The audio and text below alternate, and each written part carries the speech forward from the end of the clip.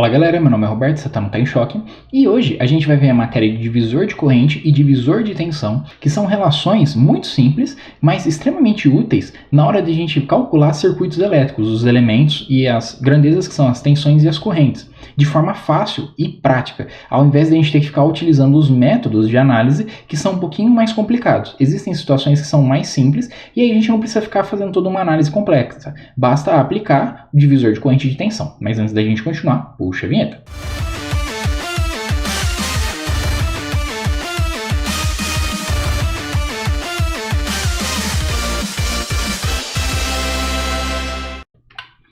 Bem, o divisor de tensão. O divisor de tensão ele nada mais relaciona do que dois bipolos, não necessariamente precisa ser resistor, mas como a gente está trabalhando agora no momento só com resistor, eu vou dar essa relação para resistor, em corrente contínua, tá bom?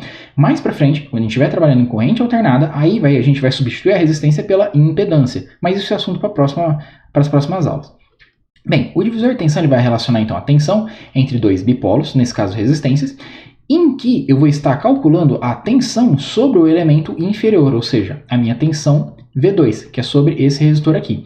Então perceba a ligação, eu tenho um resistor 1 e um resistor 2 ligados em série, eu vou ter uma diferença de potencial, ou seja, eu tenho uma fonte aqui de tensão aplicada entre o R1 e o R2, que vai ser essa minha V1, e aí eu vou puxar a tensão aqui no meio desses dois elementos, que vai ser a minha Vout. Só que uma vez puxando aqui a tensão entre esses dois elementos, praticamente se eu estiver analisando o meu resistor R2 como um dos pinos dele sendo o GND, ou seja, o nó de referência, praticamente eu estou pegando a tensão R2 aqui. Então o Vout aqui nesse meu esquemático é a tensão V2 do resistor. Então o que você tem que tomar cuidado? Que caso eu quisesse a tensão R1 aqui, tensão de R1, eu primeiro ia aplicar a fórmula de divisor de tensão para R2, e aí, por meio de lei de Kirchhoff das tensões, eu ia achar a tensão R1. Como? Poxa, uma vez que eu achei V2, que é a tensão no resistor 2, então a minha tensão no resistor 1, ela vai ser a tensão de entrada, que é a tensão total aqui, menos a tensão do resistor 2, tá bom? Mas, então, focando essa nossa análise agora, vai ser para tensão sobre o resistor 2, ou também chamado de Vout, como você pode ver aqui pela imagem. A formulazinha é muito simples. Vout é igual a tensão de entrada, ou seja, aplicado aqui a diferença potencial toda, tá, sobre os elementos, não só sobre o resistor R1, mas sobre R1 mais R2, vezes a resistência 2 sobre a resistência 2 mais a resistência 1. Lembrando que Vout é igual a tensão sobre o resistor 2. Por sua vez, eu vou ter o divisor de corrente. O divisor de corrente ele faz o quê? Poxa, já que eu tenho a lei de Kirchhoff das correntes, que fala que as correntes que entram no nó é igual à corrente que sai, então se eu tenho uma corrente total aqui chamada de I, eu vou ter uma corrente IA mais uma corrente B para dois bipolos diferentes. Veja que a gente está trabalhando com bipolos, mas na nossa análise por enquanto vai ser por resistores, tá bom? Então perceba, se eu quisesse calcular essa corrente IA que passa sobre esse meu resistor RA, então basta eu pegar a corrente total e multiplicar pela razão de RB sobre RA mais RB. E se eu quisesse calcular a corrente IB, basta eu fazer sendo igual a corrente total multiplicado sobre RA dividido por RA mais RB. Olha que interessante. Se eu quero calcular corrente A, então olha quem eu coloco aqui, RB no numerador e a soma das resistências. Se eu quero calcular a corrente B, quem eu coloco no numerador aqui vai ser o RA, tá bom? É meio que oposto à relação aqui das resistências, tá? Então tome muito cuidado para não confundir. Bem, então a gente vai fazer agora um exercício para a gente aplicar essas leis. O exercício é o seguinte, eu quero saber qual que é a corrente que vai circular aqui pelo meu resistor 1 e qual que vai ser a tensão sobre esse meu resistor R4. O primeiro passo, então, para a gente resolver esse circuito, já que a gente ainda não sabe análise de malha nem de tensão nodal, então seria aplicar as leis de Kirchhoff e fazer por equivalentes. Então, para facilitar o meu cálculo, o que eu vou ter que fazer? Eu vou ter que fazer primeiro um equivalente aqui, ó, entre o resistor 2 e o resistor 3, porque você percebe que eles estão em paralelo, tá bom? Fazendo, então, esse equivalente, eu vou obter esse novo circuito em que a minha resistência equivalente ela vai ser o paralelo de R2 com R3. Isso é o quê? É a mesma coisa que eu pegar R2 multiplicar por R3 sobre R2 mais R3, como a gente viu na aula de associação de resistores. Quais são os valores? R2 vale 10 ohms e R3 vale 20 ohms. Então eu praticamente teria 10 vezes 20 sobre 10 mais 20. Fazendo esse cálculo, a minha resistência equivalente para esses dois elementos vai ser de aproximadamente 6,667 Uma vez que eu possuo então agora duas resistências em paralelo, e eu possuo aqui uma diferença de potencial entre elas, eu sei que a minha corrente que vem por aqui, ela vai se dividir tanto por aqui, como também vai dividir por aqui. E a partir disso, eu posso calcular qual que vai ser a corrente circulante aqui por R1. Só que perceba, eu tenho a corrente no meu circuito?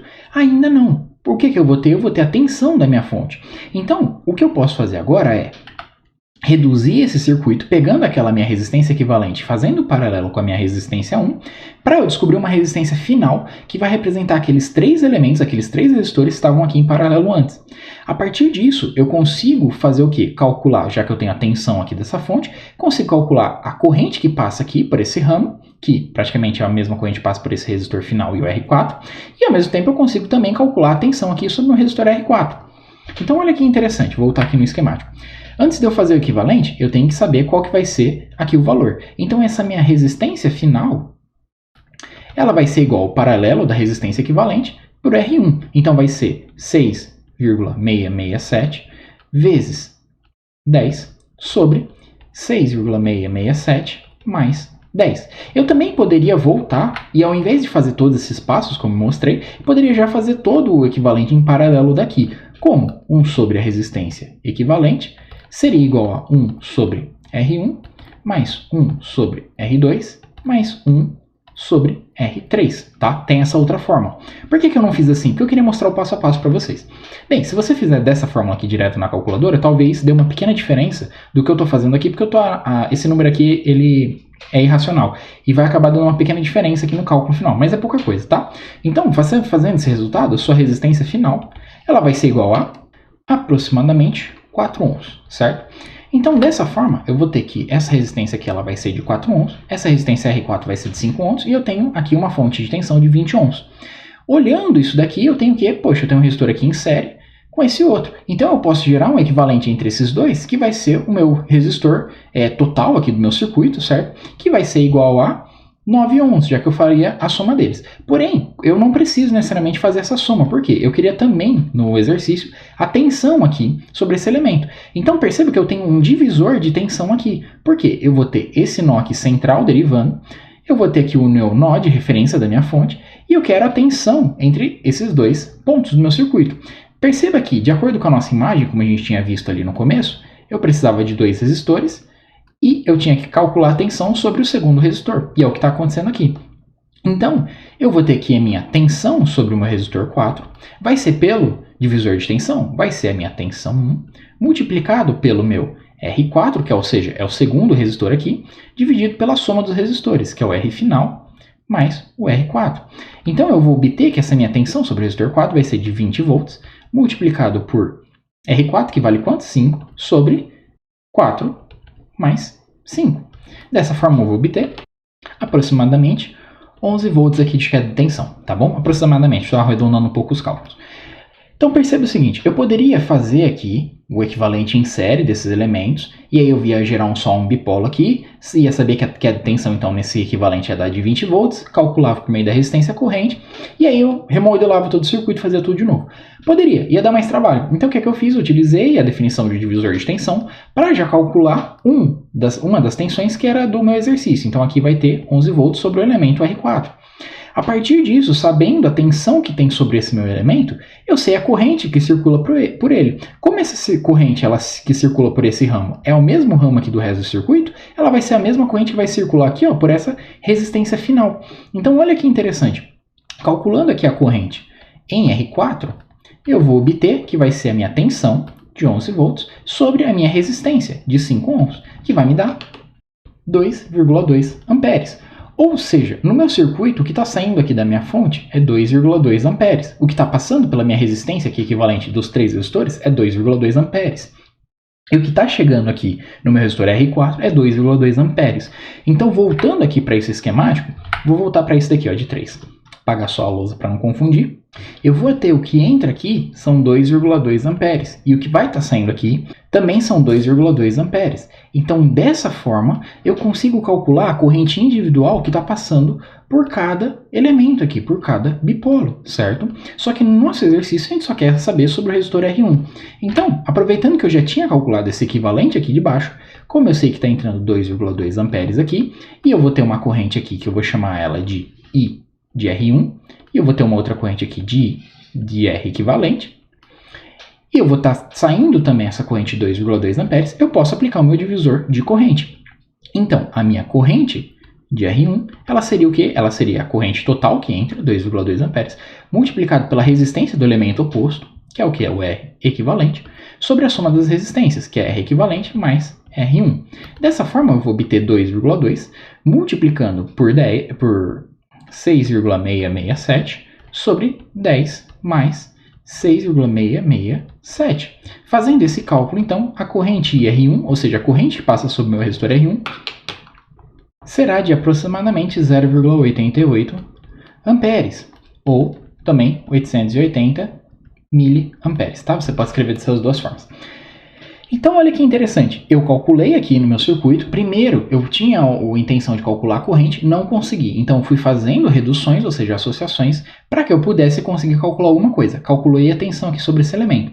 Com ela, eu pude calcular a corrente que fluía nele, a partir de lei de Kirchhoff, analisando tudo, eu falei, poxa, dá para eu analisar que a corrente que passa por aqui, eu consigo ver que é a mesma corrente que passa por esse ramo aqui total, e aí a partir disso eu consigo descobrir qual que vai ser a corrente individual por cada elemento. Como eu queria calcular a corrente de R1, uma vez dada essa corrente total que circula aqui, eu pude calcular. Então, análise de elementos em circuitos elétricos seguem mais ou menos esse padrão. A gente aprende certas fórmulas, certos métodos de análise, mas nem sempre eles são diretos, assim, eu faço passo a passo diretamente. Às vezes é necessário você modificar um pouco o circuito, ou calcular um elemento diferente mais à frente no seu circuito para calcular ou depois no anterior. Porém, se a gente for seguir esse método assim só de olhar por lei de Kirchhoff e associações, fica difícil, confunde um pouco. Nas próximas aulas a gente vai ver métodos que eles são passo a passo. Pode ocorrer algumas análises que vai ser necessário pensar um pouco mais, ou então mudar o jeito de ver? Pode. Só que uma vez que você tem um método, ele sempre é aquele passo a passo, então fica fácil de você acertar e fazer a análise correta do seu circuito, tá bom? Mas caso você não queira, você pode utilizar divisor de corrente, de tensão, leis de Kirchhoff e associações para que você resolva aquele circuito. Embora os métodos, eles servem da mesma forma, só que eles padronizam a forma de você resolver o seu circuito, tá bom? Bem, eu espero ter ajudado hoje vocês. Qualquer dúvida vocês deixam no comentário. Acesse o nosso blog, lá eu sempre estou postando novidades e as aulas estão organizadas nos módulos de acordo com a sequência de aprendizado. E também segue a nossa página no Facebook, que eu sempre estou postando aula nova lá para vocês, tá bom? Muito obrigado, até a próxima aula.